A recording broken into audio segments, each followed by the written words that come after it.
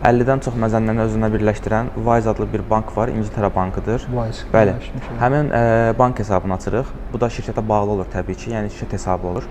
Həmin onun çıxarışı olur, hansı ki orada sizin şirkət adınız, bank nömrəniz və s. hər şey bir-birini təsdiqləyir.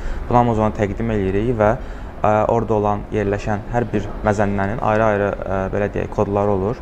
Özümüzə uyğun olanı seçirik. Təbii ki, daha çox dollar və yaxud da İngiltərə poundu olur. Bunu Amazona yazırıq. Amazon artıq 14 gündən bir bu bank hesabına köçürmələr eləyir. Həmin bank hesabının da bank kartı olur. Bu bank kartını Azərbaycana qədər gətiririk. Məsələn, sizə təqdim eləyirik. Daha doğrusu sizin post ünvanınıza gəlir. Bağlı bir konvertin içində yapışqanlı formada. Yəni siz şəxsən açırsınız, sizə məxsus olur.